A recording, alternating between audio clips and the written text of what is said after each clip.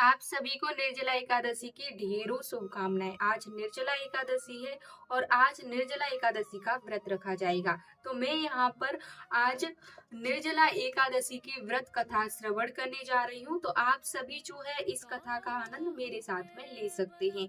तो चलिए हम इस कथा को प्रारंभ करते हैं।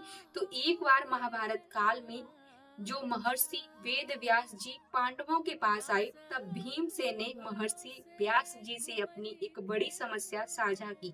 भीमसेन की दुविधा थी। भीमसेन ने कहा, हे पितामह, मेरे बड़े भाई युधिष्ठिर, माता कुंती, अर्जुन, नकुल, सहदेव और द्रौपदी सभी एकादशियों का व्रत पूरी निष्ठा से रखते हैं और मुझे भी अन्न न खाने की सलाह देते हैं। परंतु मैं भगवान विष्णु की पूजा और दान पुण्य तो कर सकता हूँ, लेकिन भूख सहन नहीं कर सकता।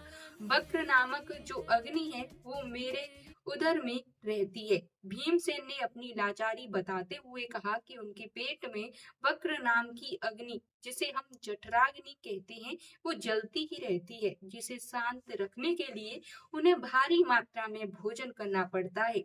इसीलिए उनके लिए महीने में 2 बार उपवास रखना बिल्कुल भी असंभव था। वेद व्यास जी का जो वर्णन आता है वो यह है कि वेद व्यास जी ने भीम को समाधान बताते हुए कहा। महर्षि व्यास ने भीम से कहा, हे भीम, यदि तुम नरक के दुखों से बचना चाहते हो और स्वर्ग लोक की सुख सुविधा पाना चाहते हो, तो तुम्हें एकादशी का उपवास जरूर करना चाहिए। भीम के दोबारा असमर्थता जताते हुए व्यास जी ने उन्हें एक विशेष उपाय बताया। एक व्रत से महापुण्य प्राप्त हो सकता है। व्यास जी ने कहा कि यदि तुम साल भर की सभी 24 एकादशियों का व्रत नहीं रख सकते, तो केवल ज्येष्ठ मास के शुक्ल पक्ष की निर्जला एकादशी का व्रत पूरी सच्ची श्रद्धा से करो। इस दिन अन्न के साथ जल का भी त्याग करना होता है।